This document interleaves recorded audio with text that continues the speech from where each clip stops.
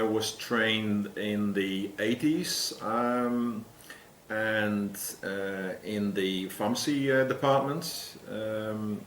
And at the end of my master's, I would say I had to do a thesis, and I started to look around for people who were then in the field of social studies of science, like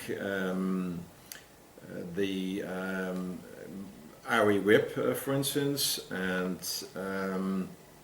Wiebe Bijker was then working on a thesis regarding the bicycle,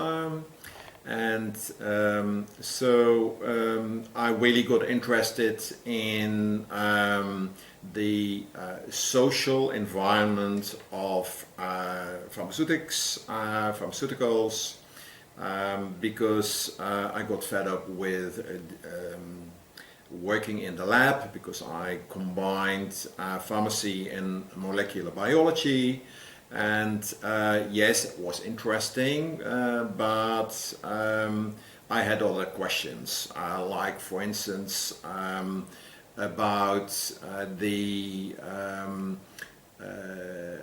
social lives, what I later learned of drugs, pharmaceutics, why do people use drugs in certain ways, and what does it mean to be compliant.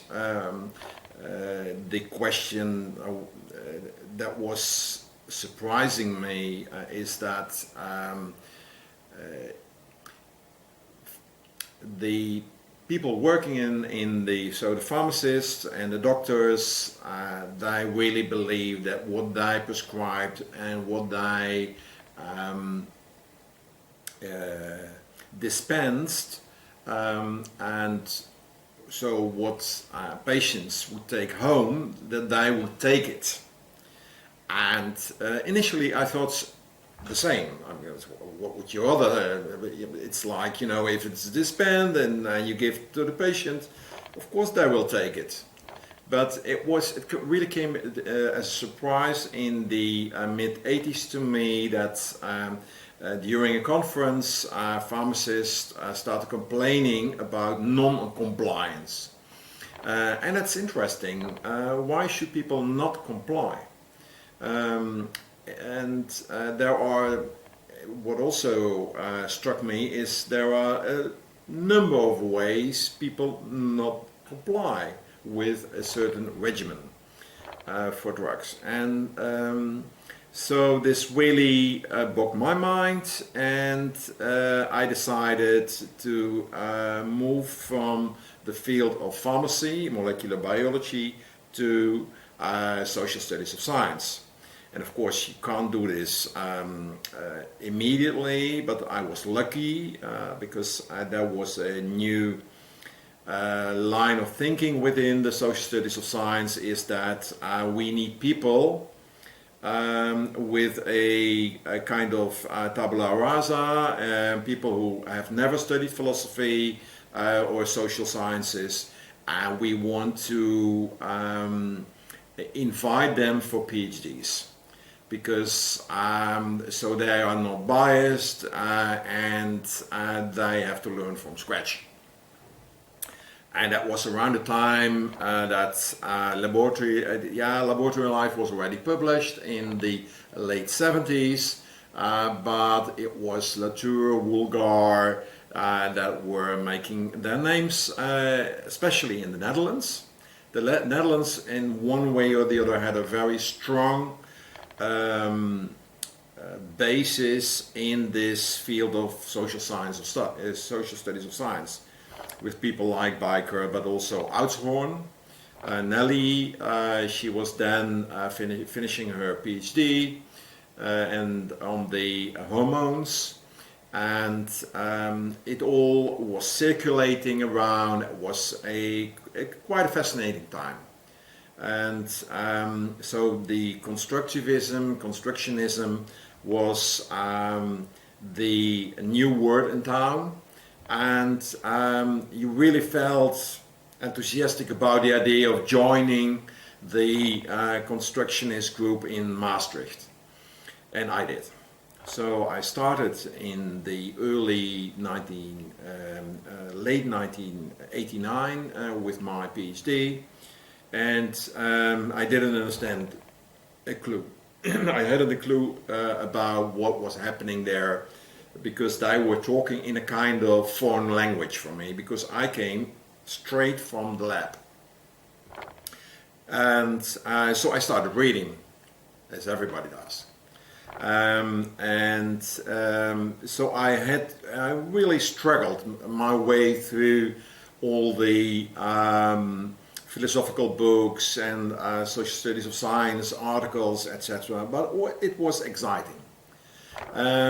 So in a way I had to do a completely new study after having done 2 studies in the sciences part of the academic landscape, and now I was in the philosophy, not yet the history part, because in a way the history part came later, because for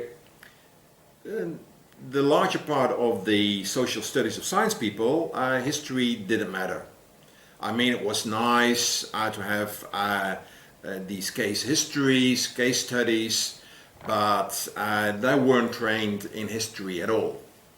And I was lucky that I met people in Cambridge, the Cambridge History of Philosophy group, the History of Science and Philosophy group, with people like Kamenga and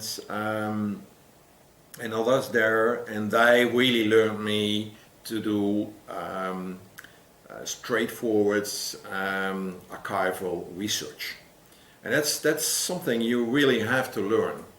It needs expertise, it needs endurance, and it's completely different from producing a case history within the field of social studies of science.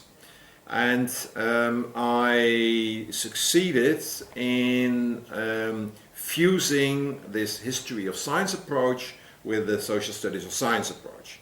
So not in a way getting lost in the theoretical framework. For instance, either the Latour approach or more the Harry Collins, because they were fighting always different schools, and I wasn't interested at all in this fight. I was interested in understanding what it means to do historical research with a constructionist perspective, because that's interesting, and also to learn that drugs have agency. That was the most important message I got in the early 1990s, is this agency perspective, that drugs, they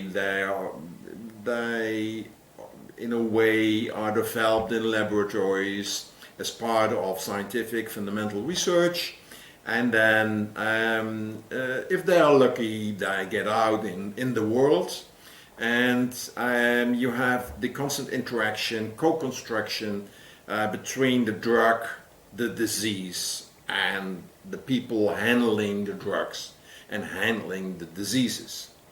And this takes time to understand and also to get familiar with. It's maybe now, after so many years I've been working on this, it looks like, oh, this is just a normal perspective, and it's not that difficult. But it's really hard to get a grip on this co-construction perspective. And so for me, it doesn't make sense to speak about drugs in terms like they have their own career or their own trajectory, because drugs never are alone in the first place. You have always, and they are part of a family of drugs mostly, a therapeutic family, but also they are part of the whole drug arsenal. And then drugs develop side by side with the indications, diseases, disorders they are aimed at. So if a drug appears on the scene for a certain disorder, both the drug and the disease disorder start to interfere. And of course they don't do it by themselves as such, because we have to speak, to use them in all kinds of texts, so they become part, in a way, of our spoken language, part of the public sphere, and people are involved. But still, then there is a independent kind of agency. And I won't go into the philosophical discussions whether it's because I don't think it's interesting in itself, because all these science wars, whether it is really like that, or the whole realism discussion, obfuses in a way the dynamics. I'm primarily interested in patterns and mechanism in the long run. So the dynamics of how disorders and the meanings attached to disorders, the meanings attached to drugs, change over time. And to study these dynamics. And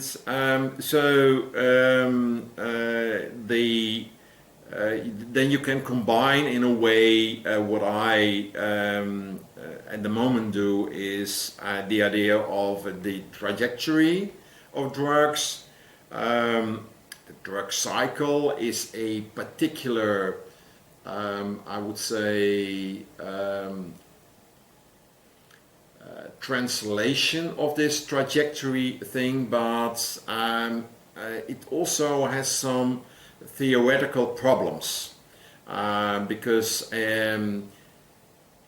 to say drugs run in cycles, it means there is a repeat mechanism, but there isn't, of course. It's more like you have a long-term pattern in the development of drugs, where yes, you see these cycles in terms of enthusiasm, and then more criticism, etc. So you see also can translate it to the sales against time, and you see particular shapes coming forward, the parabol shape, but that's superficial. I mean, nice to present at conferences, but it doesn't say that much. It's just a general pattern. But to really understand what happens within the context of drug use, you also have to include the drug set and setting concept.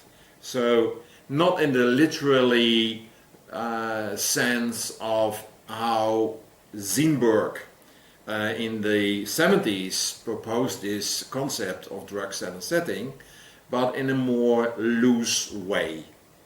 In that you have to realize that taking drugs, and not only I would say psychoactive drugs, but also other drugs, is that the mindset of the user is important, but the set is more than the mindset as meant by Zeenberg, in my opinion, because the set also refers to the individual, I would say, makeup of a person, both psychological and biological. So it's a biopsychosocial set, I would say, and in combination with the setting of the use. So the setting you can also translate to the contextualization of drug use. So the context of drug use is, I would say, paramount in getting a grip on what happens within this user context. Users can be understood individually, but also on a collective level. And this is always, there is a tension always between the individual user and the collective. Certainly, of course, within the whole trial industry, that's part of the drug development trajectories. The trial industry means that for the greater part, testing of drugs has become a statistical thing, meaning that the average person is the person we treat, so to speak. Then to translate this in personalized medicine is a kind of fallacy, but quite a number of people don't understand the difference of this, that the trial industry is a statistical dominated or statistic dominated industry, is not an industry interested in the first place in personalized medicine. And personalized medicine is also something that is questionable as a concept because it rose within the field of genetics and genomics. And genetics and genomics is also a field of research that's dominated by statistics. So they pretend to be personal, but they aren't. So it's rather a complex field, the field of drug development, and for the sake of the analysis, you have to simplify the complexity. So you use these tools, I would say conceptual tools like drug set and setting, the drug trajectories. Are they perfect? Of course they are not perfect. It's the same thing like social lives of medicines. Yes, social life, it's what I think is that, for instance, the approach of social lives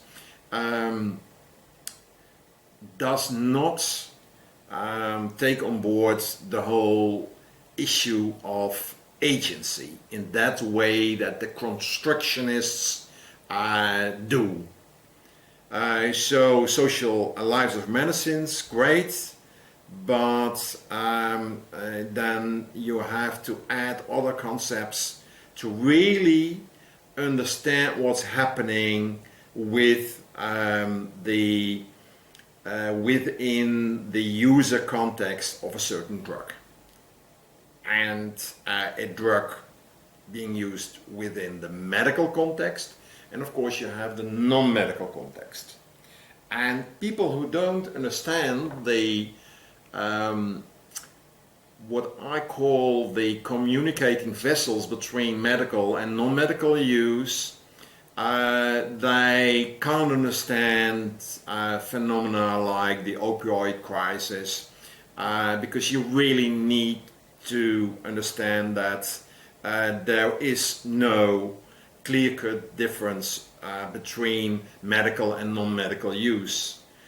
You have gray areas, there are borders between it, so it's quite important to realize that each question you pose regarding a drug and the life of a drug, the career, the trajectory, etc., it depends on the question what kind of concepts you should apply. It's not like, oh, every question that relates to the long-term development of drugs, the drug dynamics can be solved by just applying standard way drug setting in combination with drug trajectory.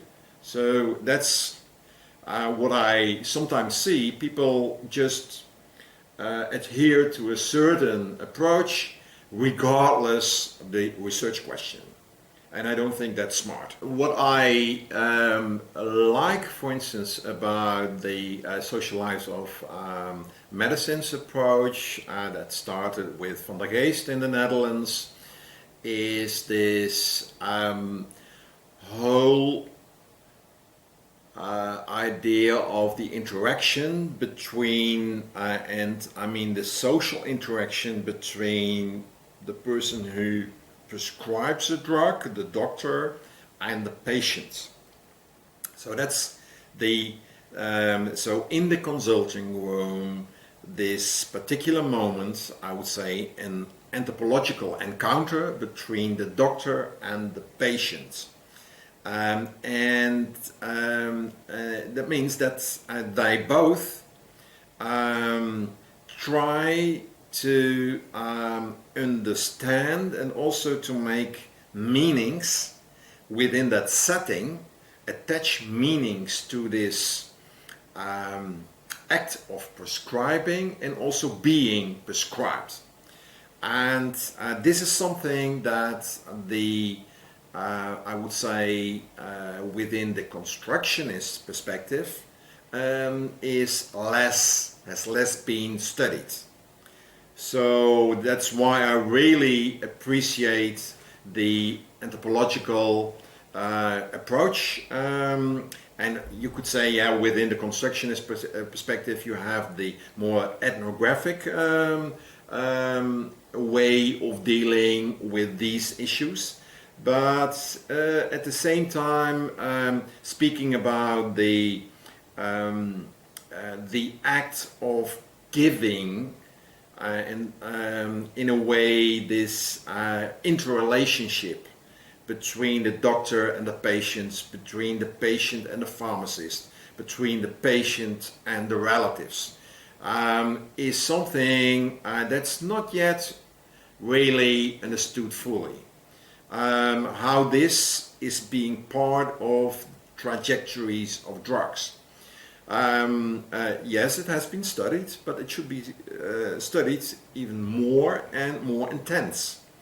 And on an individual basis, on a collective basis. I would say in terms of qualitative research, but also quantitative research. And so mixed method approaches. And for instance, is like what you see. So in the consulting room, what happens is that the doctor and the patient are going or are in a process of producing a social contract that has consequences for things like compliance, non-compliance. Not that it's all explicit, but you have these implicit parts within this scene. And it's not like if the doctor says you have to comply, that the patients will do as the doctor tells him, but it's interesting to see in what way, for instance, what's the influence of a charismatic doctor? Is it that you see that there will be compliance, or is it more like the faith in this transaction will be higher, and there will be what I would say a more efficient treatment result, meaning that the therapeutic result will be more effective without even taking into account the biological effects.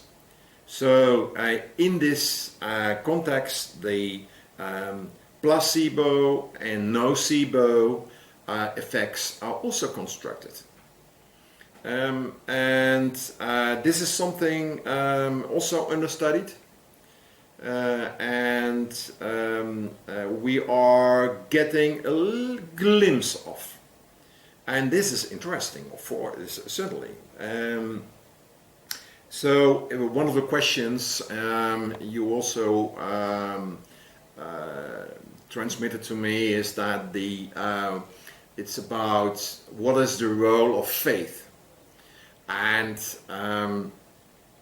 also about things like charisma of the healer, the faith in a certain therapeutic concept. It's also about the what I would say the kind of marketed truth of the effectiveness of a certain drug. That's why I came up with this cycle phenomenon that is very superficial, but on the other hand, it does something it deals with expectations, disappointments. And expectations are so very much part of the therapeutic process, is that you have these really strong placebo effects at the beginning when the enthusiasm around a certain drug is very high. And we have to acknowledge that. And it filters out maybe at a certain point in time. We don't know when, where, how. So and then you go again into complexity. You can reduce it, of course, by focusing on a certain aspects of this transaction between the healer and the patient, between the patient and the relatives, or focusing on the pharmacist-patient relationship, etc. So you have to take subsets, or to focus on subcontexts of a certain drug use. And what I find amazing is that the economics and marketing of drugs has not yet received that much attention by scholars. And at the same time, the economics of drug use is very much part of what patients think is an effective drug, because there have been research efforts to determine the different attitudes regarding expensive and non-expensive drugs. So you have a certain patented version, so a name drug, and you have generics with the same molecule, and they are cheaper, and patients like the more expensive versions because they think they are better, because expensive means better. And this is also something that's undervalued. Also in the discussions about these extremely costly drugs that are being marketed by the pharmaceutical industry, new drugs, absurd prices. But the problem is, the more expensive, the more effective people think these drugs are. And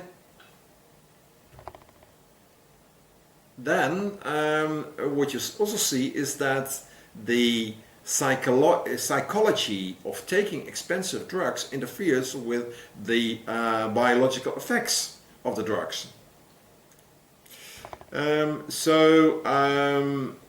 It's always about interrelatedness, about interfering of different spheres as it comes to drugs and also other, I would say, medical interventions, but we are now talking about drugs. I believe that with my approach I can contribute to, for instance, rethinking the opioid crisis, rethinking also the development of drugs, and this may sound a little bit over optimistic or maybe arrogant to say that yes, I can contribute in the development phase of a drug for a certain disease. Because what I see is that you have these dogmas in research, these fashions, so to speak, and it's like everybody copies the same approach. Whereas the complexity of diseases, they ask for interdisciplinary approaches, and you need intermediaries who both understand the what I would say the biological and the social part of the coin, and without taking into account both, developing a drug means you leave out an essential element in the whole therapeutic process.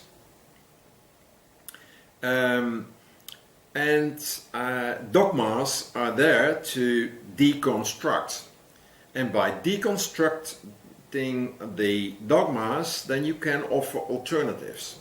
Going back into history, taking serious how people, for instance, in the 19th and early 20th century used certain therapies, drug therapies, which we forgot about.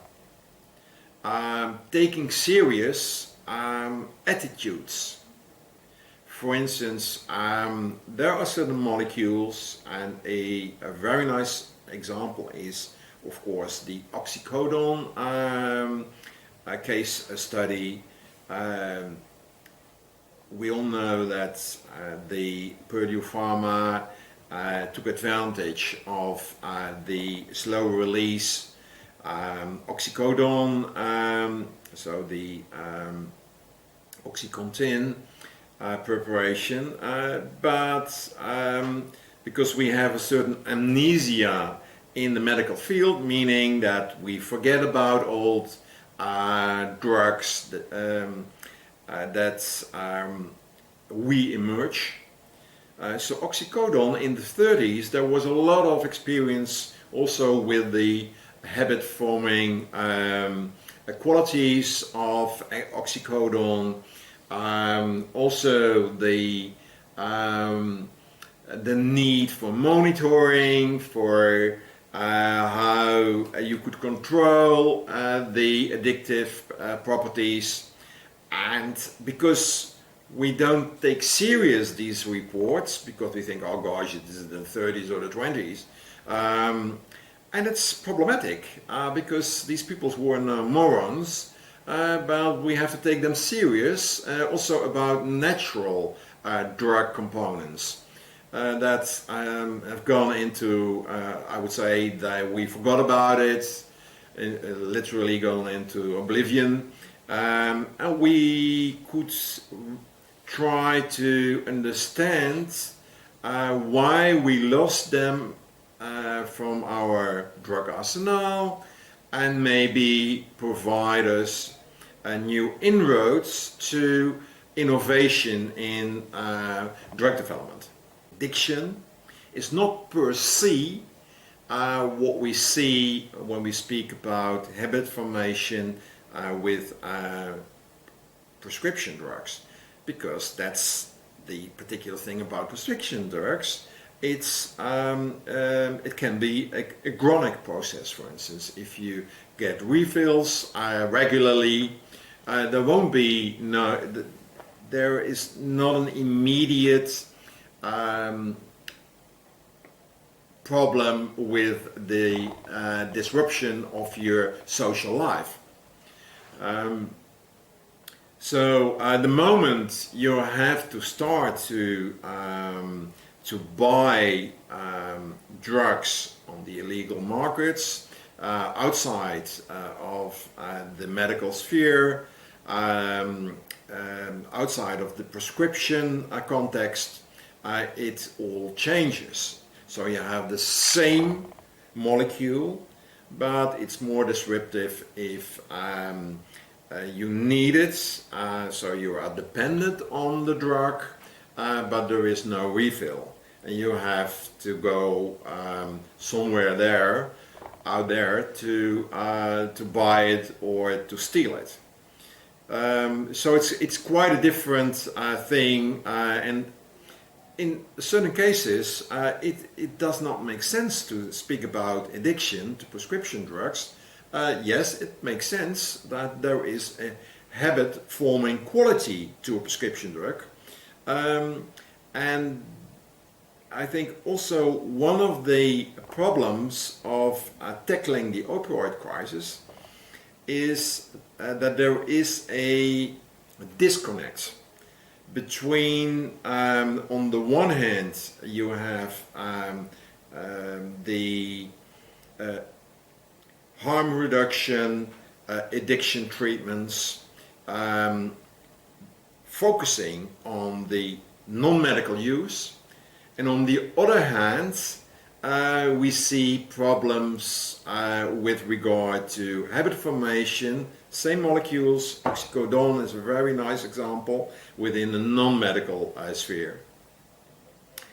And in the medical sphere, but in the if we are in the medical sphere, it's doctors nor pharmacists have a clue in general about what it means to get addicted and what it means to apply harm reduction, because they have this rule of when you stop prescribing and you have a habit form, or you prescribe a habit forming drug, then what you should do is to taper. So slowly de-prescribing the drug. For instance, taking a 40-day period to taper.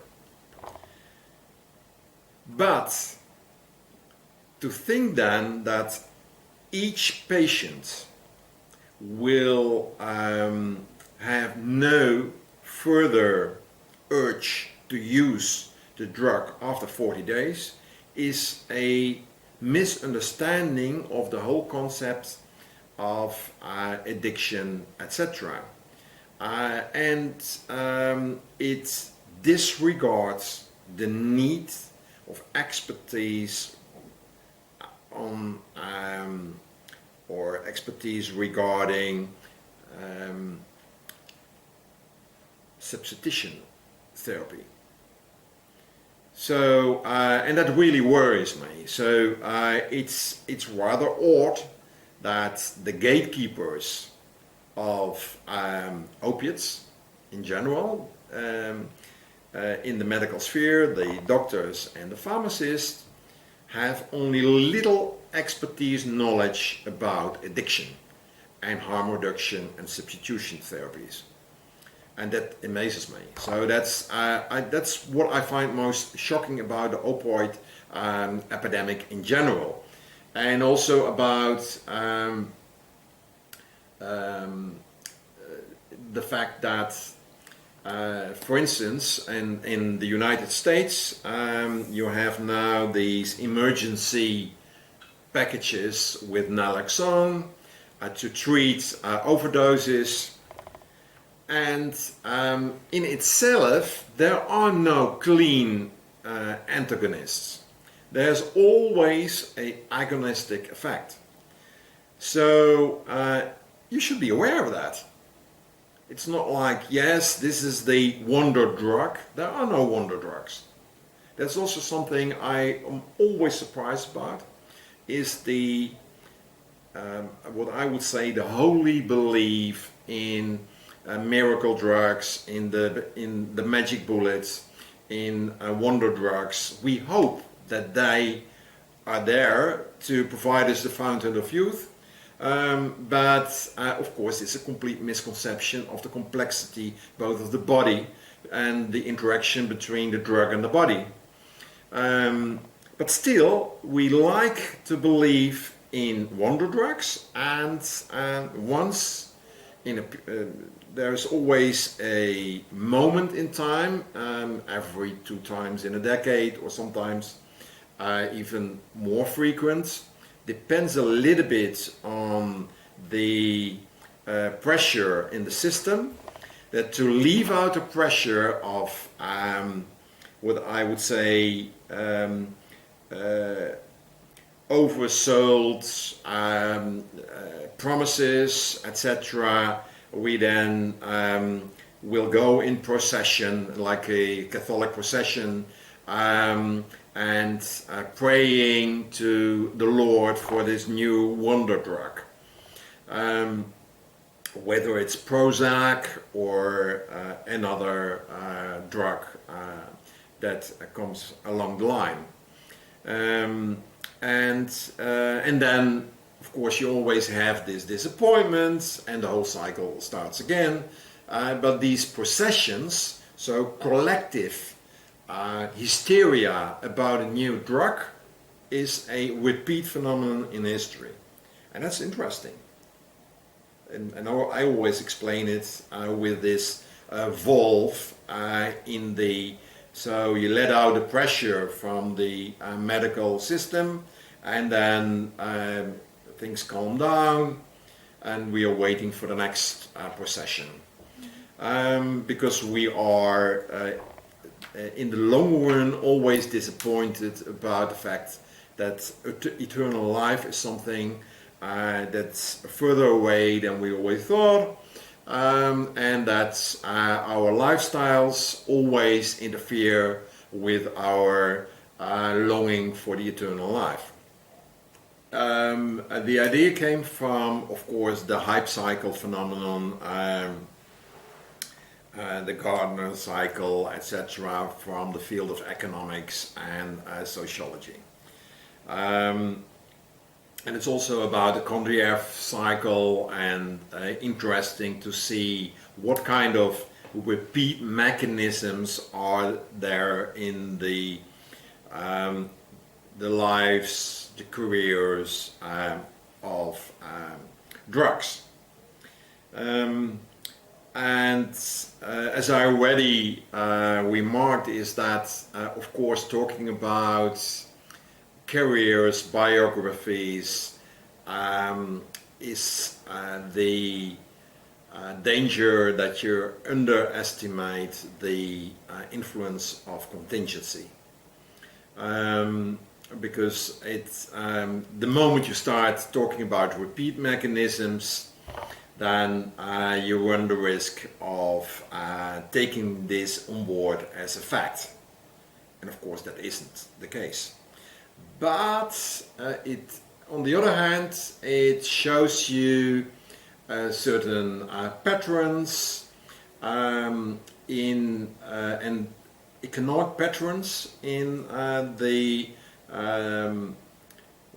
lives, careers, if you like, of medicines. And also it gives you an inroad in this whole phenomenon of combining economics with fashion research. And I like that, because what I really dislike is that we don't take concepts from, for instance, the history of fashion. We, as historians of pharmacy, historians of drugs, we focus then on these, the case studies of drugs or comparing case studies, and forget about the influence of fashions. And fashions are so important, not only in the context of drug development, drug trajectories, but in medicine in general. And it's quite a thing, because we always would like to speak about evidence-based medicine as an important step forward. But there are fashions in evidence, what I already referred to. They are paradigmatic. Paradigms withhold us from innovation. And but at the same time, if we speak about fashions in evidence, it also shows us that science, as it is, can also can on the one hand be an objective measure, but on the other hand, a subjective way of looking at things. So it's blinding, it's opening our eyes for certain developments, but also closing our eyes for others. So that's what I like about going behind the evidence, and also questioning evidence. There's always, it always makes sense to debunk evidence. Because evidence, and if you then combine evidence with context, contextualizing the evidence, it's always a kind of asking questions that have never been asked. So it's not like the more we know, the better we can treat. There's always, every new solution produces a new problem. That's a general rule, I would say, that I encountered in most case studies, is that the moment you solve a problem in medicine with a drug, you see that a new problem arises. And it's quite one of the beautiful examples of this is that in the 1990s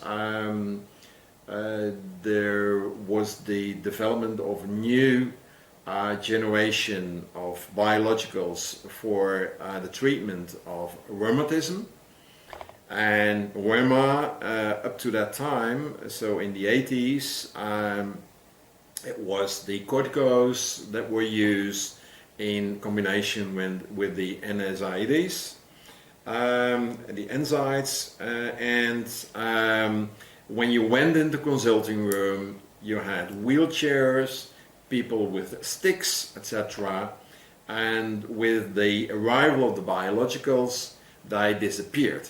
So people, there were no wheelchairs, there were no sticks, great quality gains all over the place. But you had a new phenomenon. That's immediate death.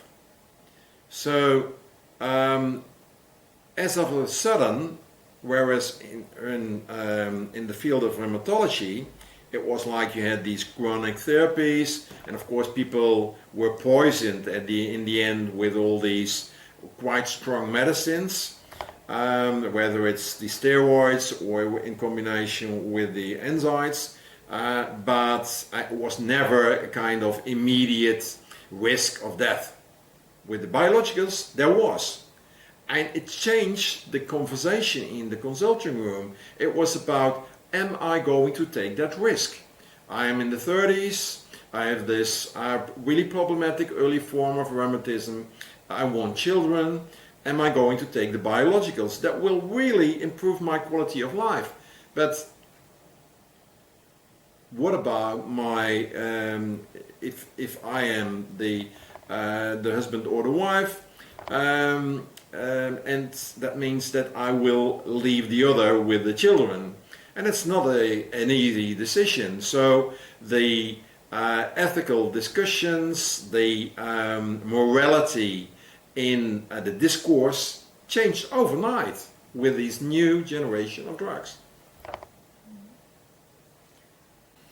What I found problematic about the medicalization, but also the concept of pharmaceuticalization, because initially, and it's quite understandable, within the context of the 1970s, it was an ideological discussion. And also influenced by Marxist influences, and this meant that it was also used as a tool to debunk medicine as it was, to open up what I would say the closed world of medicine. So, and it really did a good job in on that moment. On the other hand, because it had this strong ideology, it began to dominate in a wrong way the analytical frame. Because once you have debunked medicine and you talk about medicalization, it's something like it becomes an empty vessel. So I think it's still important to talk about medicalization, but do it in a smart way, and not like and not only in a kind of top-down way, because it's. If you look at the developments in medicine, it's bottom-up and top-down. It's both. They interact. It's supply and demand. If we talk about drugs, for instance, we always talk about this these waves of supply and the abundance of supply, and we find it difficult to talk about demand issues, that people demand certain drugs, that people don't like to work on their lifestyles, and instead I would say, yeah, it's dangerous to say so, but I like to take drugs to prevent lifestyle interventions. And this is something we don't like to hear, because doctors are instructed to, and more, to intervene into lifestyles. But in medical school, I already taught the medical students that don't expect this to be an easy job, because it's so difficult to intervene into lifestyle. Maybe in the short run, you may produce some results, but in the long run, people love to do strange, naughty things. They don't. They are so disciplined that they love to be undisciplined, and then the way I'm talking now is that I'm talking about society as a whole, because there are always ways to be undisciplined, and it's fascinating how people search for these blind spots. So to come back to medicalization, it's not a no-go area. Yes, it has its pros, but there are a lot of ideological cons. And the same holds for pharmaceuticalization. Pharmaceuticalization is something there is also a demand for. It's like we want eternal life, and that means that people being confronted with, for instance, cancer, they want to survive, of course, and they are prepared to really to go for the utmost. And utmost means side effects, horrible side effects, meaning all kinds of things.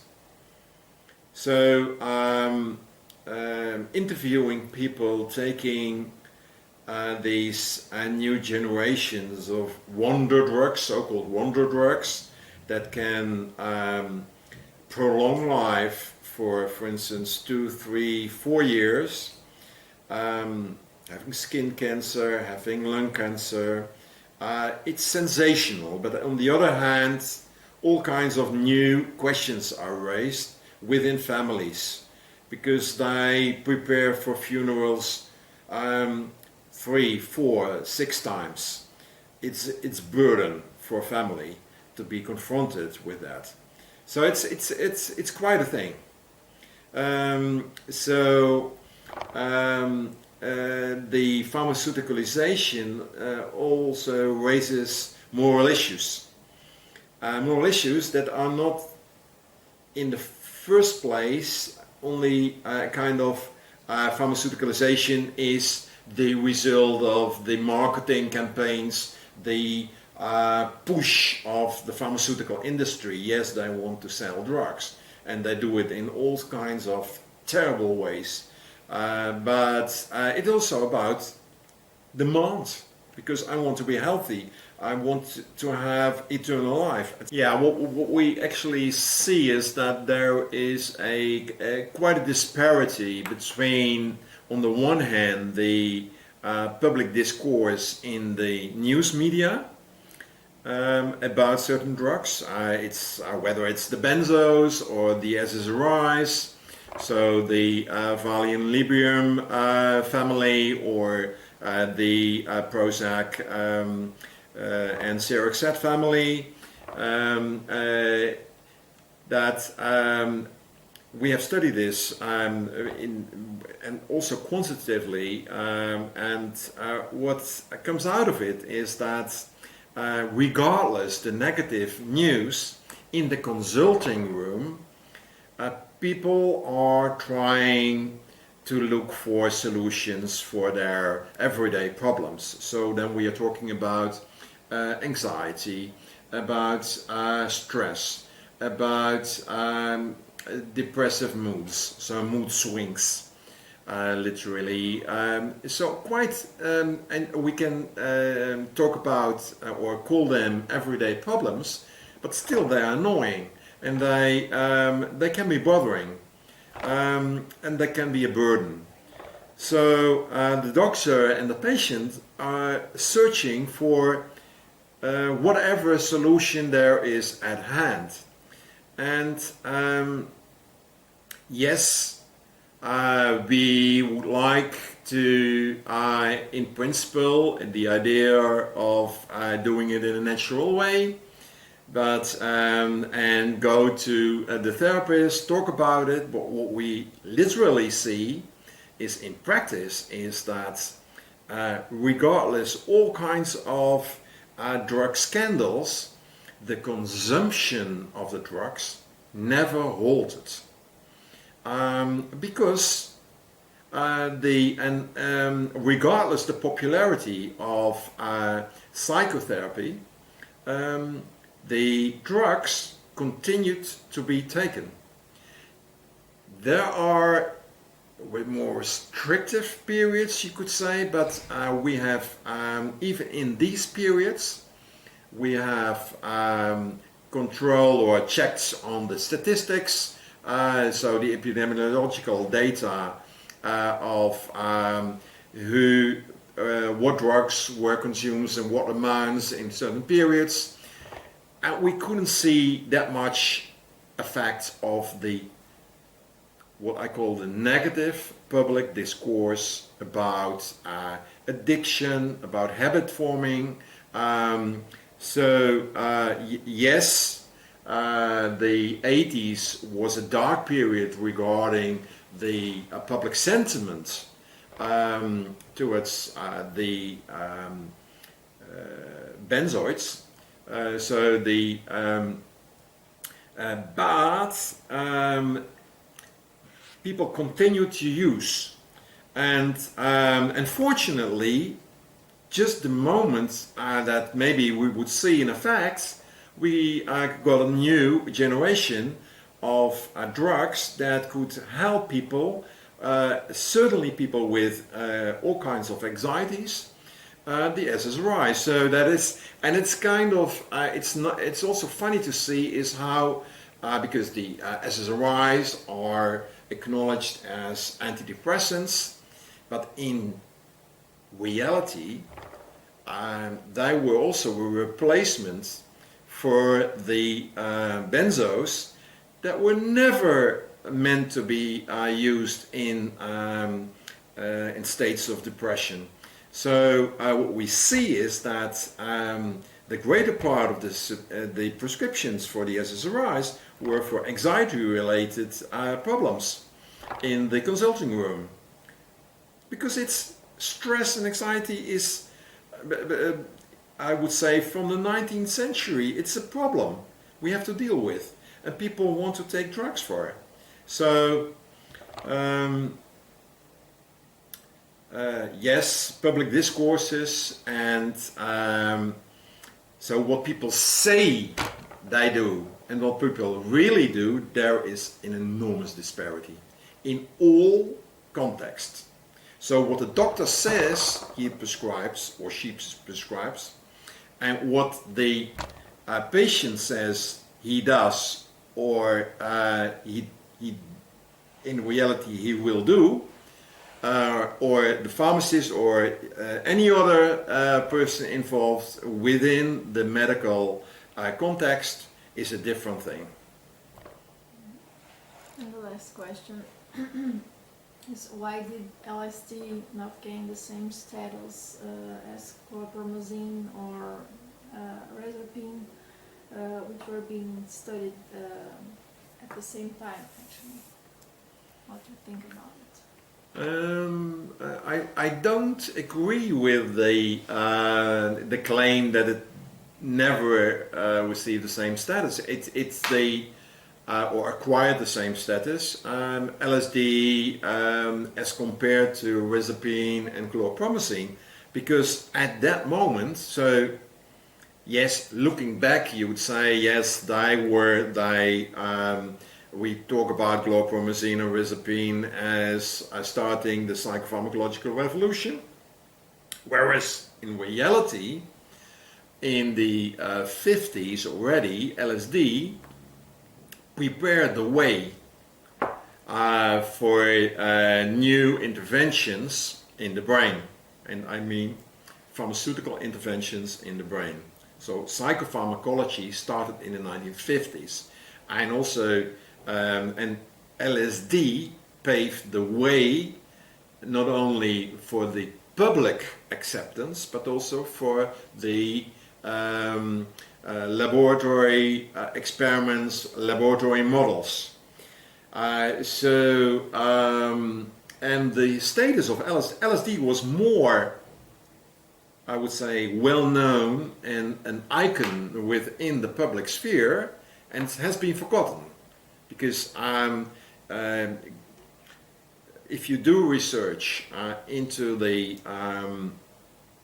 status of LSD within American, for instance, society, you see it was applauded for as the new wonder drug that would do so much good for so many people. And of course, in the late 60s, when it became a popular drug outside, so in a non-medical sphere, it was that really did harm to the status of the icon, and in retrospect, chlorpromazine and rezapine were lauded.